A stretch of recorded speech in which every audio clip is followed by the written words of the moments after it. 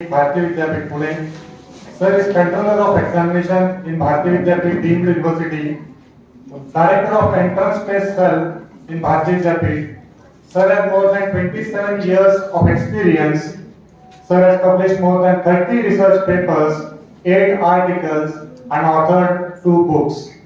Sir is the resource person for more than 25 seminars and also a research guide for more than 4 PhD students. And currently, Sir is also preparing and published around 30 case studies in strategic management. Now I request Director of Institute, Dr. Sunil Dhanwade Sir, to do felicitate Professor Anthony Rhodes Sir.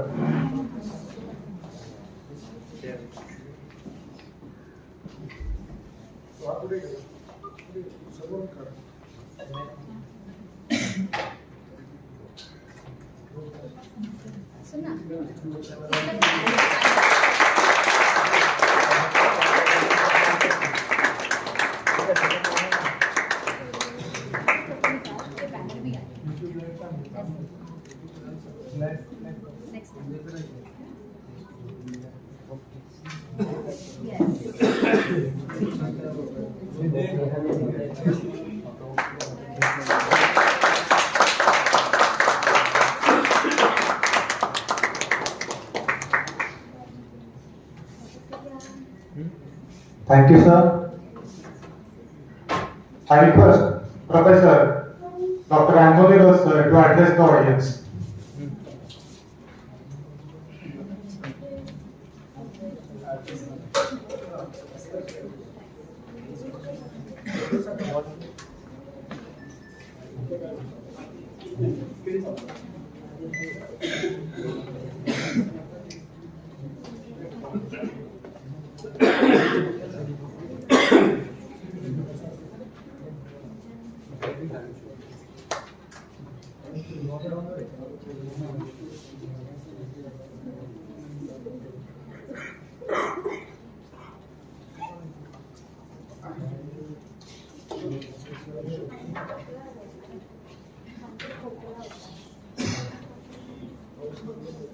Yeah, a very good afternoon, and I hope I am audible to everybody. Okay, thank you. So, perhaps this is a mixed crowd of both the faculty members as well as also very young, bright, and energetic future managers. I can't call you students because you're not students anymore. Future managers or future business owners, rather, I would say. You are future entrepreneurs to come. So all the best on that note. And before I start the session, I once again thank the director, Dr. Dhanwade sir, for having called me here and sharing with you, some of my limited thoughts about this entire buzzword of something called as National Education Policy 2020. Whether you like it or not, it's going to be part of you. So that's the whole thing. So whether you're an institution, whether you're a director or a faculty member, or maybe as a student, because you will be playing some role in some time to come with something called as the National Education Policy. Right? So since we have a large number of students, what I think is I will touch upon, since I was told, I'll touch upon, there are 2 parts to my presentation, so I'll touch upon what is this National Education Policy, in brief of course, and later on, the half of my presentation will touch upon research, because that's what I've been told that you have to give some focus about research. So I'll again be very, with my limited perspective and with my limited understanding, I will try to put forward only an overarching perspective of research and typically what an institution must or should do in terms of research. Okay, so that's what I'm going to be covering. And so pardon me if not been able to connect with you at some point of time. So that's with these limitations allow me to share whatever little I know about the National Education Policy. So I'm one of you, of course. So whether as you are esteemed future managers. So we are all at the same level. So I wish you all the best in that count. And so what we'll do is just run down about so initially. I'll try and give you something about why this policy has come into place. So we'll kind of throw some light on that. Yeah, move on to the next slide, please. Yeah. Okay, so we had so far just about 3 education policies in this country, and one of them has been somewhere. One of them somewhere has been only when I tell you, please shift the slides. Otherwise, don't do that. So we had one very far away in 1968. And then you have this policy in 1986 where the entire focus was on the concept of blackboard, blackboard movement, or when the government was very much wanting to ensure that every village, school, every town, city, whatever, town, especially town in rural places, get at least a classroom, have some very kind of modest infrastructure for education to be implemented to the entire society at large. So that was 1986, and it was more than 34 years later, 2020. That's where we have this entire national education policy. So you see, so the entire framework is being kind of redesigned now. So as we had earlier, primary or secondary or higher secondary, but now the entire focus has been changed. So very soon, there will be no kind of silos. Like for example, you have a 10th standard, you have a 12th standard, and then your graduation. So now you'll have certain brackets like 8 to 12th, which is going to be a very formative time for shaping. So this is all about trying to see that there is holistic development of the students also. So this entire policy will focus upon, when you were doing the 12th or so, you had silos, such as you had arts, you had commerce, you had science. You had to choose between these domains and then go for maybe higher education. But now, over a period of time, of course not today, but over a period of time, you will see that this entire silos will be vanished. So anyone who's doing maybe 11th to 12th will be able to choose from a variety of domains. So you can have a mix of courses put together, maybe something from arts, music, and science, and so forth. So I'll be kind of delving a little more as I kind of proceed towards my talk, right? So all in all, what I would say is this entire policy, we are in a very, very complex state, and here there's a big opportunity to make that change. Let me just narrate a small little story regarding complexity and how complexity, if you look at it positively, provides an opportunity. Hypothetically, of course, there was a small town, and this small town always faced one big problem every year. That was, in the monsoons, this town was always flooded.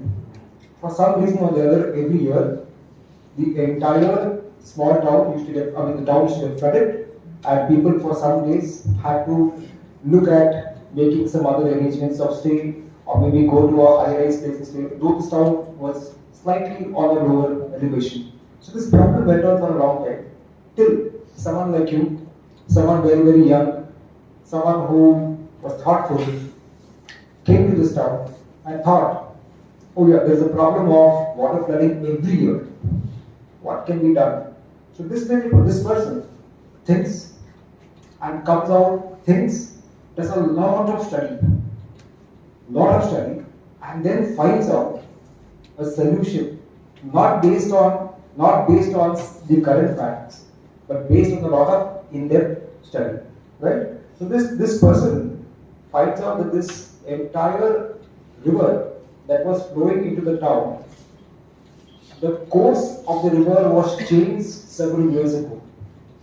So this person finds out and then makes a deep study and recommends a solution to the local authorities of the town. The local authorities of the town had no option but to accept the solution of this person. Yeah? So the solution was trying to get the course back, build some small check dams, have some underneath pipes and an irrigation system laid out so that water flows to all the fields nearby the town. So they did that, and from that next year onwards, there was no water running. Right? So a lot of complexity. If you look at it positively, there's an opportunity. Clear? Not only that, this town also flourished in terms of business, simply because since water was efficiently and effectively flowing to the fields, people's output from the land increased, people started making, their economy increased, started making money, they got a little more wealth, little more money for, little more cash for disposable, for disposable income, and so the entire business of the town flourished. So there was a two-pronged benefit of this entire approach of this person towards this town. So I hope this story connects you with the reality of today. Next slide, please. So currently, if you look at our higher education system, which you are currently, which I am, which we all are, it's completely a fragmented higher education system. When I say fragmented, we all belong to individual domain-specific institutions.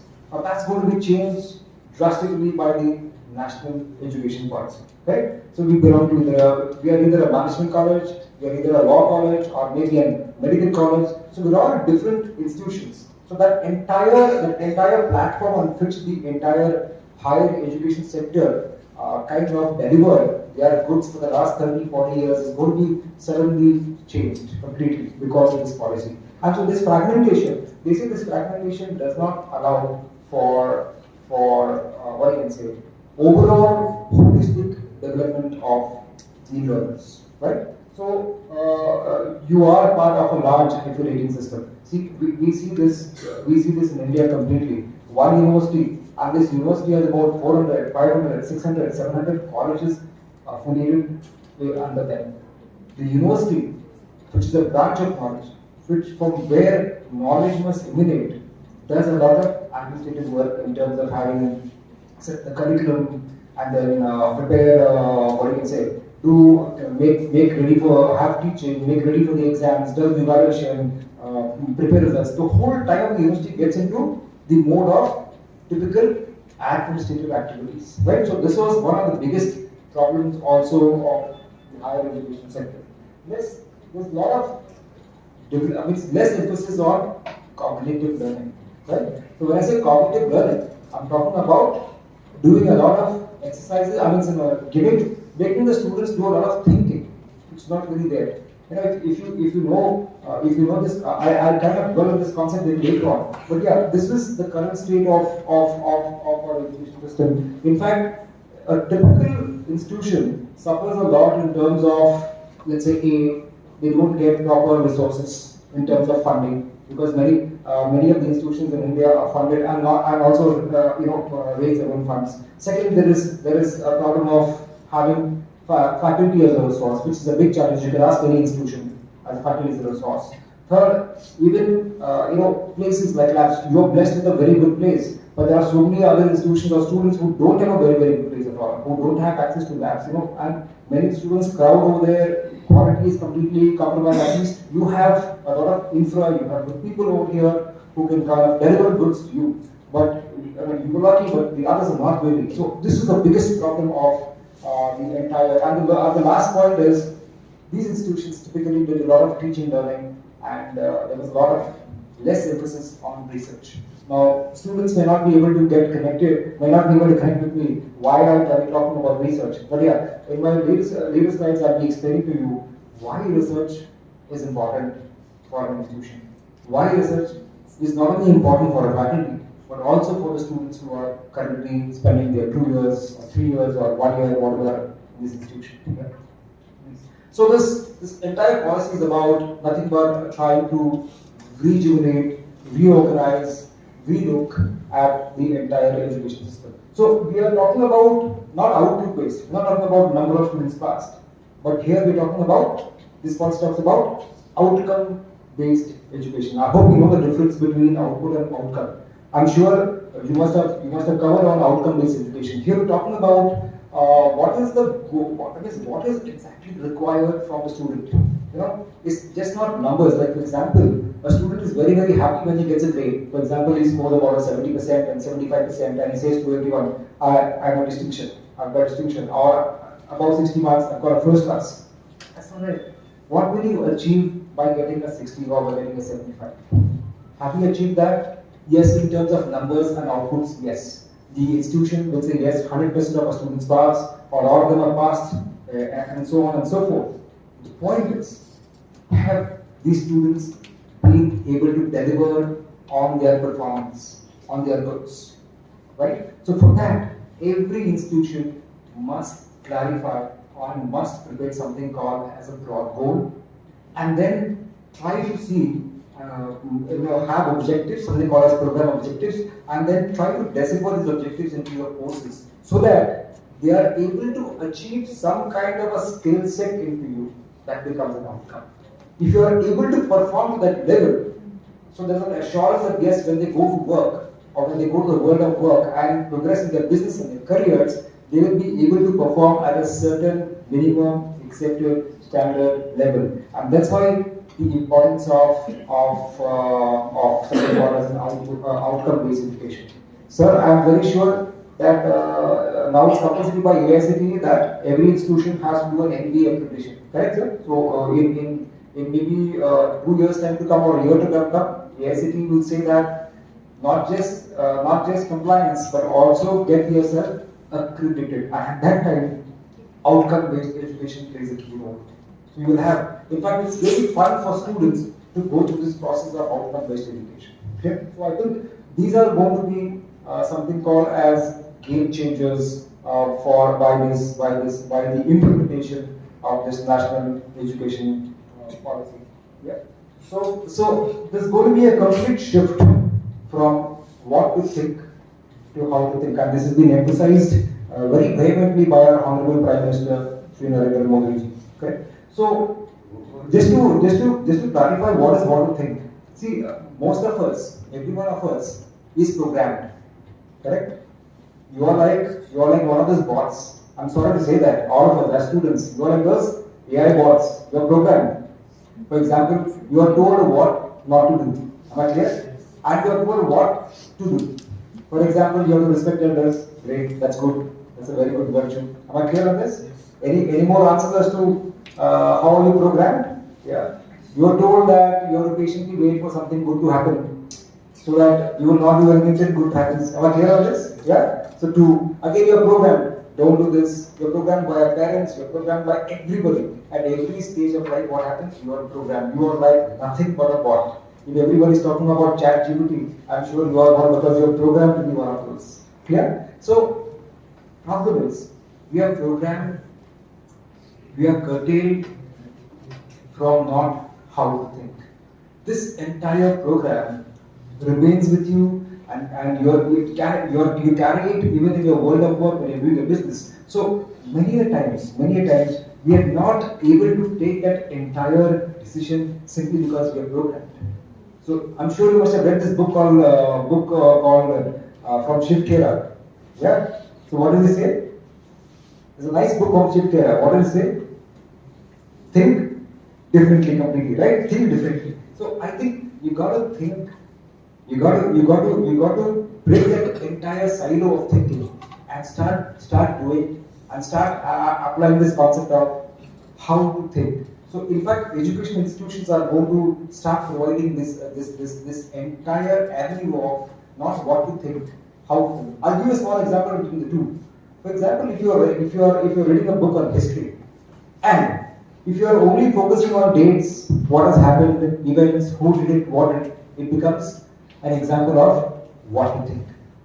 However, if you go a little more further, and if you critically evaluate that aspect of history, not from one author, maybe from multiple authors, if you do some analysis and critical evaluation, if you start questioning, right, you will start thinking of more dimensions of that piece of information of history that you get, right? So this is nothing but creating an ability of how to think. You people solve case studies in the class? Yes? Do you solve case studies? Yes. So there are two ways of solving case studies. One is with all the facts and figures, right? And think very, think just about in a very plain vanilla manner. And the other way of doing case study is trying to imagine different, what I can say is that trying to make a lot of assumptions. When you make a lot of assumptions, you try to come to a decision from different dimensions and different angles. So if I put that Bloom's taxonomy here, right? So what to think is nothing at the lower levels of the taxonomy, as well as and in contrast, how to think focuses on the higher levels of the taxonomy, right? So that's the crux between the two. So educational institutions must create avenues, must do something, and must create. In fact, their entire curriculum and pedagogy must focus on how to think and not on what to think. I hope the concept clears. And that's where your knowledge you will provide platforms of knowledge. Yeah, so this entire national education policy focuses on 5 pillars. One is access, equity, that's quality, affordability, and accountability. So these concepts talks about how can education be made accessible, and so the government is working on a lot of policies to make it accessible to the masses at large. So at a certain cost, I make it accessible. How can I make education equity oriented? When I say equity oriented, everyone gets the same facilities, right? So in fact, we have a big divide in this country in terms of you getting a lot of these facilities. Some don't get it in the college. So how to make this entire education equitable? So that's why you will see a lot of focus on ODL or something called as online learning programs. So that the facility of learning is also available to the masses, where there are no education institutions, where there are no colleges like how you are blessed in a place like Pune, right? So I think this is the entire focus of this, which are the fundamental pillars of this policy. In fact, the higher education institutions did not have something called as accountability for a long time, but now yeah, every action is going to be accountable. Right? Every action of the professor teaching in the class is going to be accountable, because he is accountable to see that the students learn from diverse dimensions altogether. Right? So I think these are going to be the pillars of the national education policy. Yes. So the next part, So the focus of this policy is also to increase something called as the gross enrollment ratio. The gross enrollment ratio is about 27%, which has to go to 35. When I say gross enrollment ratio, I'm talking about all of those students who will continue with higher education and not leave after maybe higher secondary education, who will continue with enrolling in higher education. So, in fact, countries other than India have very, very high gross enrollment ratios. Well, we don't have that simply because the population is huge. We need a lot of universities, a lot of online programs to achieve that. But yeah, so we will. The target is by 2035 to reach about 50%. Yeah, I think that's quite possible if we shift and embrace this national education policy to a large extent. So this policy mainly focuses on something called as multidisciplinary approach. Right? So it's about trying to give you learning not just from one discipline, but for many others. So that's why if you see, even the state government of Maharashtra has passed this policy of trying to implement NEP very, very soon. So I think the institutions in Maharashtra are seriously thinking about doing this entire implementation of the policy from the next academic year onwards, where there will be a lot of focus on the UG undergraduate education at large, right? So this policy will focus on why don't the dimensions of learning be enhanced? Why don't we give skills from just one discipline? Let it be from different other disciplines. In fact, I will dwell upon this concept of multidisciplinary, interdisciplinary, and maybe transdisciplinary here. Right? So this entire affiliated college system will kind of fade away, which you are currently. In fact, institutions will be awarding their own degrees in some time to come. So by NEP, in the next slide, by NEP, you will have 3 different kinds of institutions in India. One is you will have a research institution, research universities. Second, you will have something called as teaching incentive intensive universities. So in a research university, there will be some teaching but more of research. Whereas in a teaching university, you will have a blend of teaching as well as research.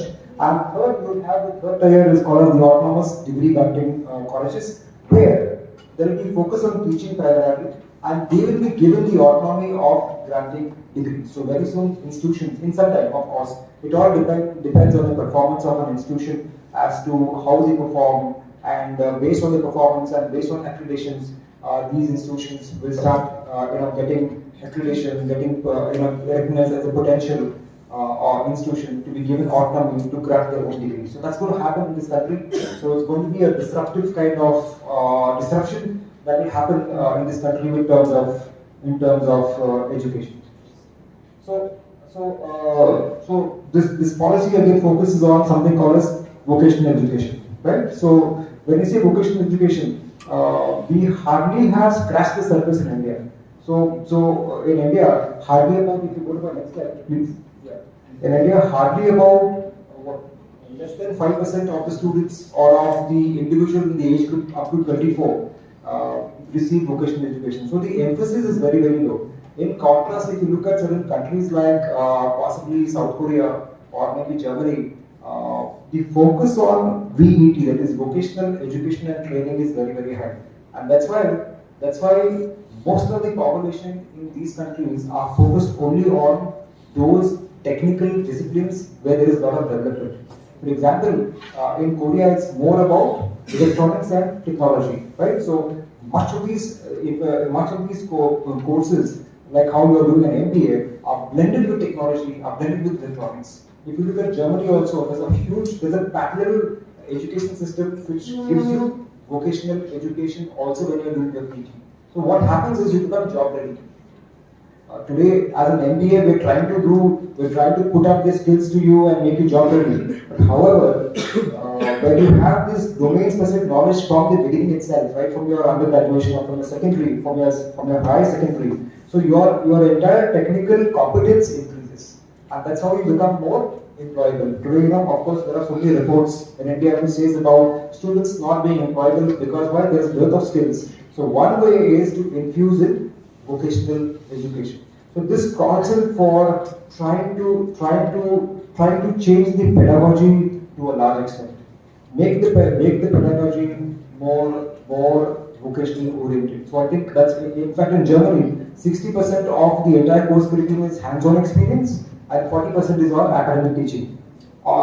In contrast to us, more than 70% of the population goes in for vocational education post-graduation programs, and that's how many of them, in fact 99% of the people, get placed in the companies where they were doing internship or internship programs. So that model is completely different, and that model has to be implemented in India, and that's why this government is focusing on trying to give more of this integration of vocational education into the stream of higher education research, right? Yeah. Yeah. So the entire UG courses or so, they are going to come into they will have a 4-year program with the 4th year focusing primarily on research. Yeah. So I think that is what the clarion call is.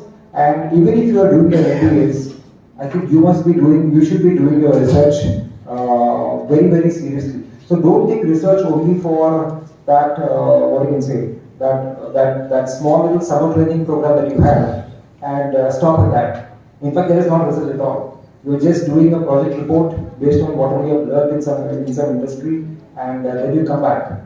So your focus should be changed to doing hardcore research in every subject that you learn, every course that you learn. Maybe it's financial management, maybe it's marketing, maybe it's whatever. If you don't do that research, possibly you will not get ideas of doing your business or maybe starting a business in some time. Because in the past, whenever I've dealt with students, many of them have turned to entrepreneurship. Yeah. So why they have turned to entrepreneurship is because of a lot of learning they have done also in the past, or because of the atmosphere kind of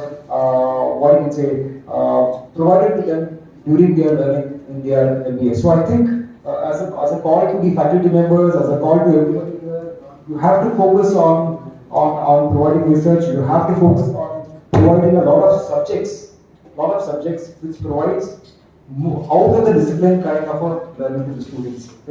Students who are doing their main core are also interested in doing something called as humanities. Maybe they're interested in doing something called as music, and or maybe something called as some other arts or fine arts or whatever. So when you're learning technical, if you blend that with learning with some other subject of your hobby or your passion, I possibly feel there can be a good outcome. You will be a better decision maker in some time to come.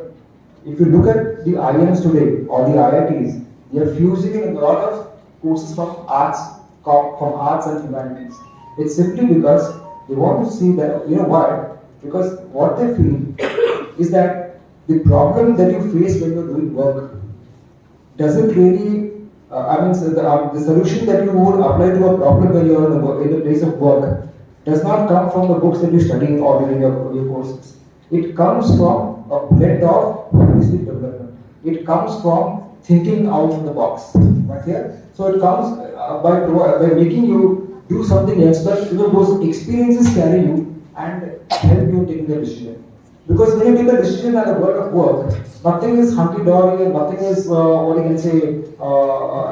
swanky office, and you have people with you and you make a decision. You have to ensure that you don't have losses, or you don't make losses, or you take the company, you steer the company to higher profitable positions. So for that, you require ground realities in making decisions, and possibly this can only happen when the student is given a holistic experience through this entire thing, right? So this curriculum, just to share with you, so in some time to come, all of this, your entire grades will be called as levels. So you will be at level 5, level 6, level 7, level 8. Currently, if you are doing an MBA, you are at level 9, right? So level 9 is the master's and level 10 is PhD, the highest as such. So at level 9, the entire focus of the policy is trying to see that you become somebody who has got experience of solving problems at the workplaces, and that's what is expected from an MBA or from a postgraduate student. But remember, this must come with a lot of research bent of mind. Simply studying, studying from the books or trying to pass the examination will not really help you, and become the who you want to become, the great who you want to become. So I finished the first part, and let me come to the second part of my talk, wherein I will try to emphasize as to why research is very, very important. Okay, and so the government has launched something called as the government has launched something called as National Research Foundation. This part of the talk is mostly for the faculty and the director of the institute, because here you have to give a serious thought about setting up a committee as such. So suddenly you might say as to how can we do all this research, and how can we along with the current activities conduct publish papers or think of some cutting edge solution for some kind of a societal problem or so. You have no escape, but you have to abide and do research. Why? Because next slide please. Yeah. Why? Because I say that India had a very, very strong research past. If you have heard about Taxila, Nalanda, have you heard about them? Some of you? Yes or no? Or heard? Asha, these were one of the greatest universities of India that got lost, right? So in the mid period, after we were taken over, our entire educational system was erased. Otherwise, we followed the Gurukul concept. You heard of this Gurukul concept? Yeah. So what is the essence of Gurukul concept? Anybody here knows that? I'm not asking the faculty members, please. Okay. Anybody? Gurukul concept? Yeah. I'm asking for an answer from one dimension only. Yeah. What is Gurukul concept? You have the Guru and Shishya. Is that so? Okay. Is that so? Okay. I differ from you. From my dimension, from my thinking, it is nothing but something called as customized learning, one-to-one learning. So the Guru had certain disciples, they followed, and secondly, there was one practical learning. So that was the entire mode of education in Taxila or Nalanda or those great universities of the past. And that's why you see these names here. Great scientists, great personalities like Chanakya, great personalities like Aryabhatta or Patanjali or Nagarjuna were created from this entire system of this glorious universities of the past we had. And mind you, these universities, today we talk about, going international or trying to get more students coming into India from various other countries. In fact, we are struggling a lot to get students from other countries or trying to attract students to come to our institutions. Mind you, these institutions were at the pinnacle of quality. And most of the Asian countries, students from Asian countries, came to these institutions to do their learning, right? And so the outcome, what you see here in terms of mathematics, astronomy, or shipbuilding, or civil engineering, or yoga, or chess, has not come simply. It has come from these universities focusing on customized learning, focusing on research. So I would say that this Nalanda and Taxila were research institutions. They were not ordinary institutions, and that is why you have a glorious past. You have a rich cultural, historical past. So you cannot say that we can't do research. You can. It's about not reinventing the wheel. It's about just going back and trying to turn the wheel once more, right? Why? Because we have this entire strong historical past. So it's kind of possible to do it, and so the government is asking you. Next slide, please. The government is asking you, yeah. So this country. So it's about this country is now at the entire realm of converting itself from an elephant to a, as you see here, right? Why? Because we have got the skills. We have got the skills. We have got every other ability to do so, and so what? Yeah. And only what is required is we have to beat the impossible. That's all. We have to beat it. If you say that it is impossible, you will not be able to achieve that. Point is not thinking about the impossibility at all. If you know about this marathon race, people run marathon race, and if you are aware about the time that it is taking to run, let's say a kilometer, how much it takes in a marathon race? How long it takes in terms of time? Anybody runs here? Okay, runs for 5 kilometers or 10 kilometers or 2 kilometers. Yes, sir. How long it takes to run one kilometer? Average time. 600. Okay, great. Right? That's good. So, in 1954, there was this challenge. I'm talking about 1954. Nobody could run a mile under 4 minutes. Nobody could run a mile under 4 minutes. You know what's a mile? It's 1.5 kilometers, right? Approximately. I don't have the right distance measure. Nobody could run that. But one person in 1954 did that. His name was Roger Bannister. He did everything possible. I'm sure Sir must be knowing how much efforts it takes to run a marathon. And so he did that with a lot of what you can say, hard work, with a lot of discipline, with a lot of practice, kept on practicing and broke that 1 mile in 3.59 seconds.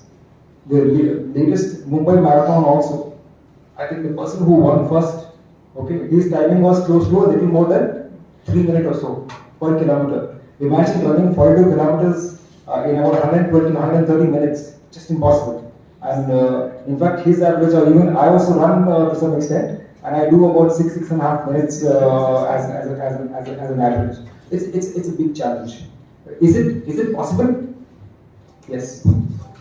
It is possible, because there are people who are aged 55 or 60 in the Mumbai marathon who have run under 5 minutes, at 5 minutes also per kilometer, right? So it's quite possible if you think of doing it. So I think we cannot say that it is kind of impossible. So if you think about impossible, I think in fact, as you say, necessity has been the mother of invention. So all these companies today who are like an Amazon or who are like possibly as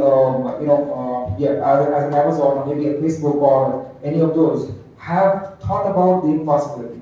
They have disrupted the entire business. What has Amazon as a company done? Know that? Yeah. So what is one of those striking features of Amazon? Yeah, you are MBA students, right? They are first year or second year students, sir? Mixed. Mixed, okay. Okay, anyway, that's right. So what is one of those striking features of Amazon? What have they done? Don't tell me they are very good in all the products. I don't want that. What is one of those USPs? That's it. Yes, please. Okay, Netflix. Yeah. Am I now talking your language? I didn't know, sir, if there were a lot of students. In that case, I would have wrote down my entire content and given it for them itself. I was expecting about 30, 40 faculty members, and that's why my content is more for the faculty. Kindly excuse me. Yeah, Netflix, you know that? Yes. Yes. So what is one of those striking features of Netflix? What has it done? Don't tell me they have latest movies, and latest shows, and we love to watch shows anytime or anywhere, anytime or so. What is one of those features of Netflix? What is one of those features of Amazon, please? Yeah. Targeting their audience. Okay. Not the answer that I want. Yes, please. Very close. You're talking about Netflix, right? Okay, not Amazon. Okay, anybody else? We can do a wild guess. Yeah, targeting their audience, okay.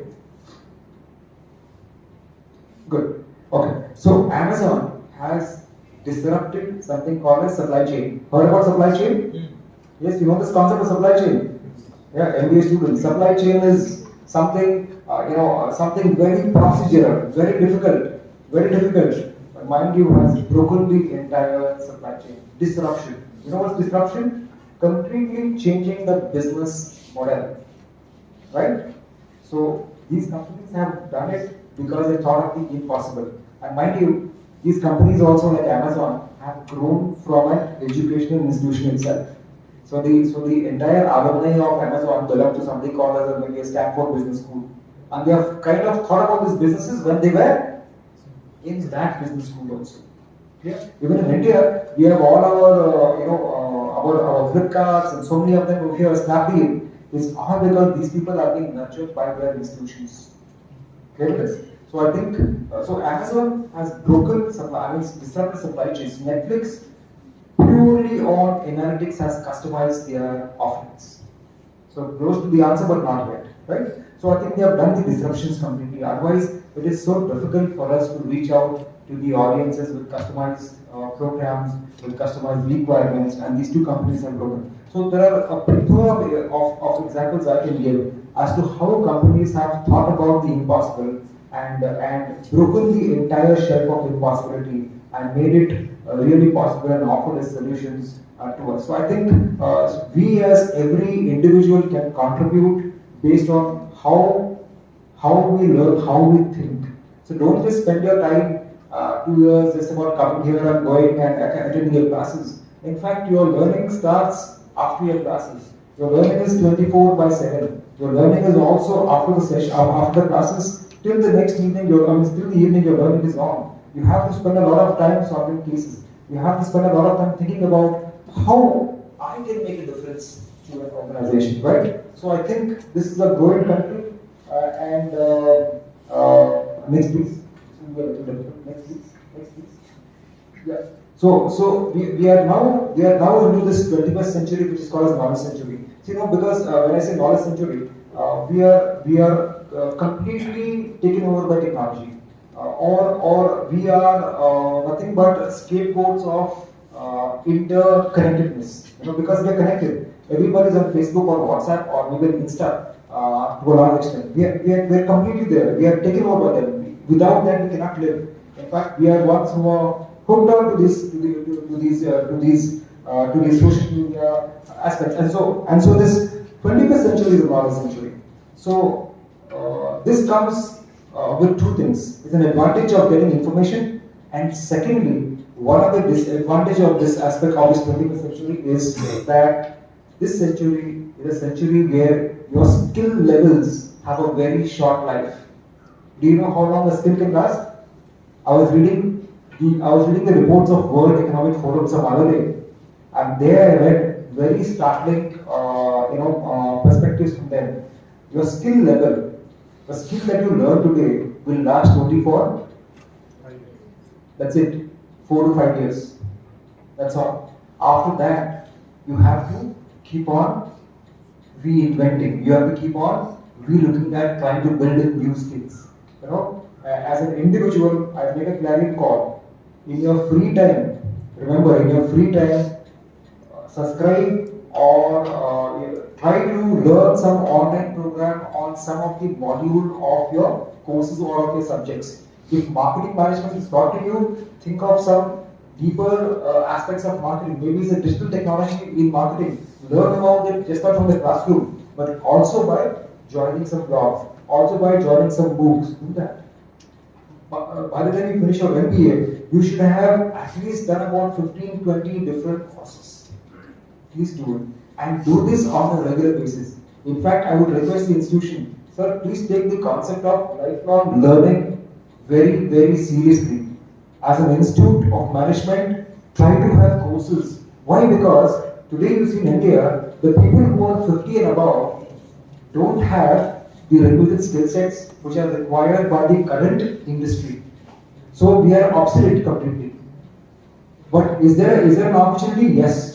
You also can do some courses. Even people at that age group also can do some courses and do some kind of entrepreneurial programs or do some kind, get skill. So this entire concept of skilling is going to be a continuous process. It is not going to stop for you just by doing an MBA as such. So I think this is completely this is one of the 21st centuries. It's providing the opportunities, but also it's dangerous in terms of making you obsolete if you are not able to put in the efforts that is much required. Yeah.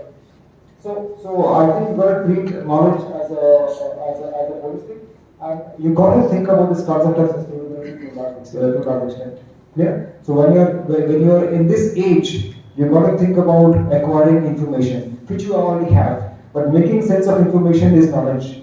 And when you get a knowledge, trying to provide the right kind of thought or the thinking is called as wisdom. So I think, come back. Yeah. So I think you got to balance about this. Because today, if I were to ask you all, this question, where is the wisdom and knowledge? Because people don't acquire wisdom. They, in fact, try to look at, they stop at information. Why? Because today you have something called as Google, or you have ChatGPT, right? Just type in and get your answers. So where is the wisdom? Wisdom is Google, right? Where is the knowledge?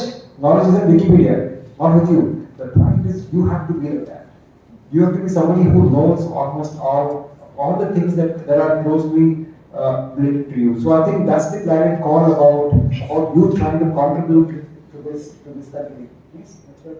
Why? Because when we talk about research again here, see, India has only about 18% of the researchers China has, and it again goes down even if you compare it to US or when you compare it to Korea. Per billion number of researchers in India, quite less, and that is why if you look at these countries, the entire GDP is based on research output. Okay? If you look at US, great companies, mostly into aerospace and high technology, Silicon Valley or whatever you call them. Of course, India is there competing with them, but these they have pioneering technologies. Look at countries like Europe, in Germany especially, Japan, South Korea. Again, all of their output, all of their manufacturing technology is based on pure research, and research comes from academic institutions. There's a lot of parallel growth between academic institutions and research and business companies in those countries. We have to reach that, and only if each one of you as faculty members, each one of you as students, do research, do focus on these things, I think we will be able to beat up these numbers and get out that culture. So come back. So sir, I would say that you have to set up a cell for research and development. Let that cell be in a nascent stage. Let that cell be very, very small. I'm sure there's a lot of workload for faculty members in the institution. But make themselves involve your students, into doing this kind of research. Because if you involve the students also, you will get a lot of dimensions, a lot of thinking, a lot of angles of research coming from the student who is going to be the recipient and learner of that entire thing, right? So I think this cell has to collaborate, has to prepare the entire ecosystem of research. Now, when I say ecosystem of research, there are many parts to the ecosystem. Yeah? One is your student, who is the stakeholder. One is the faculty member. One is the government itself, who is trying to provide funding. So these are all stakeholders. One is the people who do a lot of patent and IPR activities. One is the publishers who publish your research. So I think these are all part of the ecosystem. So it's a big challenge for you to build that entire ecosystem. Involve your students to a large extent in research. Make your programs research focused. I know it's difficult in the beginning, but if you do that, you will see wonders to come. Maybe in a year's time, in 6 months' time, or maybe in 2 years' time, you will see a lot of wonders happening or coming out of this research. Yeah. So go back. Next please.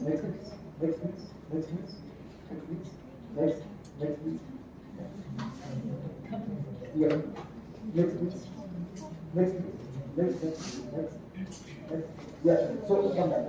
Yeah. So I think, sir, when I say this, your research cannot be just purely focused on writing papers.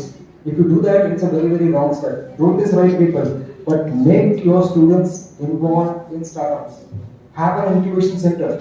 Every institution in this country is trying to have an incubation center. If you have an incubation center, mind you, this entire teaching will completely change, right? So you will have a lot of students buzzing around the institution, thinking about how to start a new business. Get a lot of people coming over here, focusing on starting a new business, and do research on that. In fact, do research on something called as the Sustainable Development Goals. I'm sure you must have heard about this concept called Sustainable Development Goals. There are about 17 goals which we are going to achieve by 2013. And believe me, each of these topics of these Sustainable Development Goals are research topics. Maybe it's a simple one like providing water, or maybe a clean environment, or maybe a smart city, or maybe trying to provide quality learning, or maybe trying to get people into various groups. But do that. These are the focus areas of what your research is going to be. So I think with that, don't do research only for the sake of, from library to library. Everybody is after publishing some research articles, go with that. In fact, see that these research are outcomes for societal benefits, right? So think about this concept a little more seriously, and if you do that possibly, I'm sure you will be able to achieve what the NEP has envisaged and what an institution must contribute towards research. So with this, I end my talk, and if you have any questions, maybe you can throw it at me and I can answer. So I can spend about 5-10 minutes on maybe more of that or any questions. Any questions, please? Yeah, go ahead. Anybody? It's not a doubt. You want to discuss something? Let me know. I can discuss that based on this topic.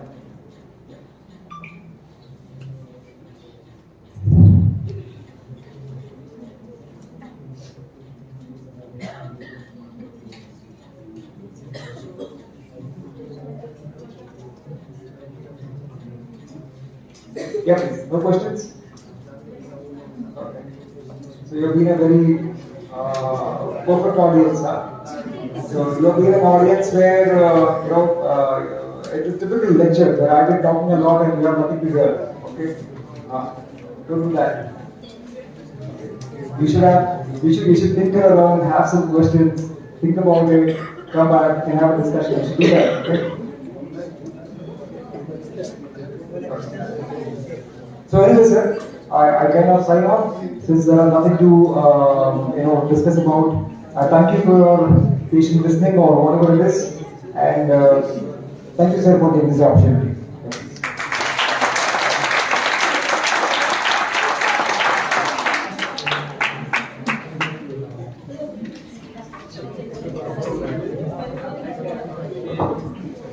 Thank you, sir.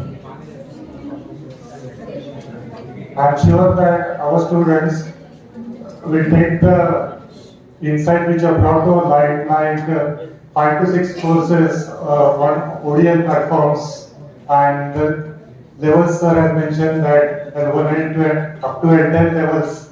I think our students will surely have thought on it before completing their PG course. I once again to thank Professor Dr. Anthony Rose from Bharati Vidyapit for the valuable time sir has spent with us. I have to thank Director of our Institute, Dr. Sunil Zanode sir, our Research and Development Head, Professor Dr. Shivaji Bachao Patil, HOD, MBA, Dr. Madhulika Gupta, MCA, Miguel Pawar ma'am, and all the faculty members who have joined this workshop for 16th of Feb.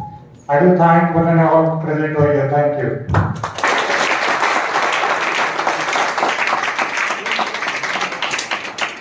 Before we leave, I request all the audience and the students to come for a photograph, please.